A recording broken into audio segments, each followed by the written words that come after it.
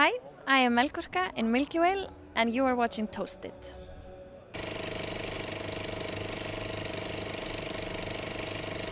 It's almost an insult to call you a whale, but welcome to your own city, Milkywhale. Thank you so much. This is not just a band, right, what you're doing. This is a crossover performance of several things you do, basically. Yes, Milkywhale kind of started out as a kind of as a dance performance actually, because I'm originally a dancer and a choreographer. And I had been like an FM Belfast groupie for a very long time, and Arne, who was my partner in Milkywhale, he works with FM Belfast. And I really wanted to work with him, so I kind of created like this whole set and scenery and idea of a performance concert that I wanted to create with him, where I would dance and he would make the music. But it was kind of I just wanted to sneak myself into the music world and just get like my favorite musician to join me, and we really managed. And right after the premiere, we decided to turn it into a concert, and it has been a concert ever since. And it's been some concert, because there are some videos of you online just here on Iceland Airwaves. You raised the roof, to say it mildly. Yeah, well, we tried to at least. I mean, our music is super energetic. It's really pop, super pop music, but at the same time, it's like really powerful, and we have so much fun performing together on stage. It's just like the most fun that we do, and we get so much energy from the crowd, and we also try to give the crowd energy, and for me, it is so important that people have fun, and that you can be a little bit silly in concerts, and that you can just like enjoy yourself, and we really try to make that happen in our concerts. I saw many concerts here, especially at the Harpa building, which is an amazing building, by the way, but that's a different topic. Most of the times the crowd were happy, they were into the music, but they weren't really dancing. At your gig they did. Yes, they do, and they tend to dance in all the gigs that we have. Doesn't matter if they're in Harpa or if they're in like a really tiny bar or in a restaurant where people are like eating hamburgers. Last year we did a gig where people are kind of waving their hamburgers in the air, and they were also waving some of their babies in the air. So yeah, it tends to happen, but we have some tricks, and I think like the key to it also is also that I am dancing on stage, because I think if I would not be dancing, nobody else would be dancing. It must be tough though to dance. I mean, it is a workout as well, and sing, right? Are you never out of breath? Yes, I am out of breath, but luckily I am very lucky to have Arne with me, who does all these kind of triggers and tricks on my voice, and he kind of feels when I'm out of breath. No, but I mean, it is difficult, but at the same time it's also fun, and it's also important. It also keeps me a bit in shape, because I'm so lazy to go to the gym, so I use my concerts to kind of as my workout. Of all people I met in the last, 2 years, you were probably the last one that needs to go to the gym. Well, as a dancer, you kind of have the constant need to kind of work out, and for me on stage with Milkywhale, that's like where I get the most out of it. Who does all your videos? Well, we're working with a director who's also a graphic designer, and we are pretty lucky because he also does all our visuals. And he originally did also the costumes and the set design for the original performance. So I think we are very lucky to have this person that kind of takes care of the overall visual view of Milkywhale. Because sometimes I feel like bands can be like all over, you know, they're just about the music, of course, which makes sense. But that's something that me and Arne were a little bit maybe tired of, that we went to a concert and we always knew kind of what to expect. We knew like the lights are going to be like this, and the drummer is in the back, and this is going to be like this. So we kind of just wanted to create our own world, you know, that people could go to a concert and just experience something else, you know, that, the singer is like dancing like crazy, or okay, the visuals, they are not there as a decoration, but they actually have a purpose. So we work really closely with this director, and I think it really brings out the best of us. A small population of only 250,000 people bring forth like at least 6 world-renowned bands, which is amazing. I know. I think we all ask ourselves the same question. Like I don't really have an answer. maybe the answer is just a bit cliche. Maybe it just lies in the nature, lies in the power of nature and the mountains, and there's like inspiration all around us. But I also have this theory that for Icelandic people, because we are so few, the dream of becoming big is not so far away. It's much further away from Americans, who like the dream of playing in Carnegie Hall is like, endlessly far away. But for us, the dream of playing in Harpa is just right around the corner, So we are only a year-old band, and we've done it now 3 times, I think. So, and maybe that's kind of like a motivation for Icelandic bands. But then still you have to break through internationally, and I mean you have the quality, especially you guys I think have the quality to break through internationally. And I actually did come up with an answer, and maybe I'm wrong, so please correct me if I'm wrong. What strikes me about all the Icelandic bands that we talk to is that they never strive to be like a famous band from the States or from the UK or anywhere else. They do their own thing. They don't give a damn about what other people think. They want to be originals, and that's why they stand out.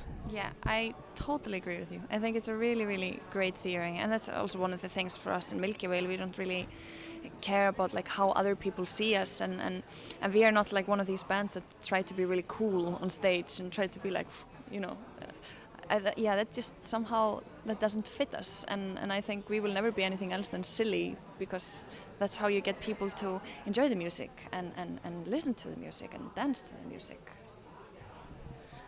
I read you lived in Amsterdam for a while. Is that true? Yes, I did. Why did you move there? I moved to Amsterdam very young. I was 17 years old when I moved to Amsterdam. I got into the theatre school, and I studied in the theatre school for 2 years in the School for New Dance Development.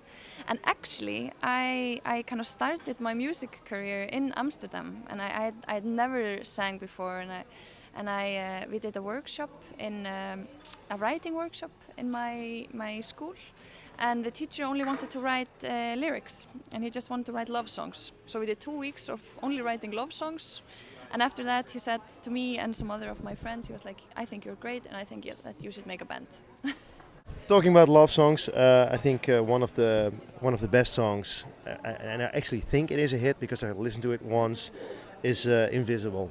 Ah, that's nice. It's still inside my head. It won't leave. So tell me a little bit about the song. How did it come about, and what is it about? Well, first things first. I have to tell you a secret, because I don't write the lyrics to Milkywhale songs. My mother writes the lyrics to the songs of Milkywhale. And who's your mother, Björk? Well, no, but she's an acclaimed Icelandic writer. Wow. And she's published 3 books, a couple of theatre plays and poetry books. Well, when we started out with Milkywhale, I felt there was nobody better to write about Milkywhale than my mother. So we work really closely with her. She's like the invisible partner in Milkywhale. But it must be, well, strange. Maybe it's a weird word, but it must be strange to sing a song about sex and love that's written by your mom. Well, yes and no. I think she does it very poetic, and when we started out with Milkywhale, we had a very long talk about what we wanted it to become, and since I'm kind of alone on stage, loneliness became kind of a theme throughout our song, and being invisible is just a part of being lonely, So instead of writing kind of really set song lyrics, she kind of wrote poems for me, and she just gave me a stack of poems, and then I brought them to the studio with Árni, and we took the texts and we kind of worked them out, and we saw what would fit to like this kind of music and what would fit to this kind of music, and then we kind of made it into lyrics, and we made it into a song format. Beautiful. Hey, 3 videos out that I could find, 3 songs that I could find on SoundCloud.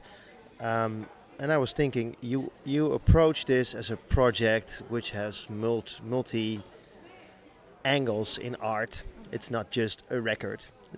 Did you guys put out a record at all? Was that actually a goal you had? Well, in the beginning it wasn't the goal. I think Árni didn't even know what he was going into working with me. I think he just thought that he was going to be a composer in a really contemporary dance piece and really arty. And then in the first rehearsals I said to him, like, I just want to make pop songs. I just want us to be a band and I just want us to sing and dance together and have fun.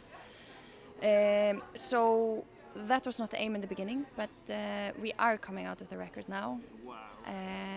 Also because we had so many requests about the record and the songs, and people really seem to want to listen to the songs more and more. So, and it will probably be released just by the end of this month or the beginning of the next one. Wow. What's the title of the album? It's very original. It's called the Milkywhale. Like the first, it's a debut, so we thought the debut should just be called the Milkywhale.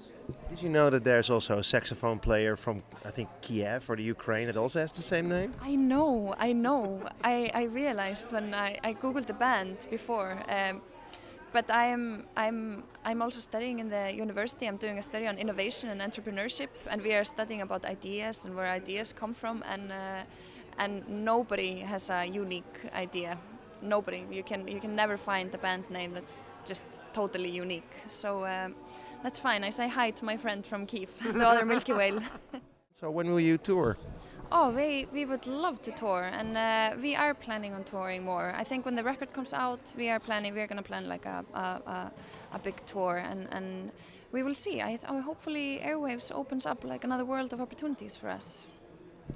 Talking about Airwaves, it is a unique festival. I mean, we film festivals all over the world, all around the year, but I was really impressed with the love for music that people have here. Yes, I agree. And I was just talking about it with a friend the other day, that we think that the people that attend Airwaves, it's just a different crowd somehow that comes to this festival. It's really people that are music lovers. You know, they come and they stay the whole festival, and I mean, of course it's a party, but it's not the aim is not like to party throughout the night and like meet new people. The aim is really like to come here and listen to good music, you know. And that I feel is a bit like different from maybe other festivals, and I really feel that there's a difference in the way that people listen to our music at Iceland Airwaves, and I think that's also what makes it really, really beautiful and really sweet festival in that sense.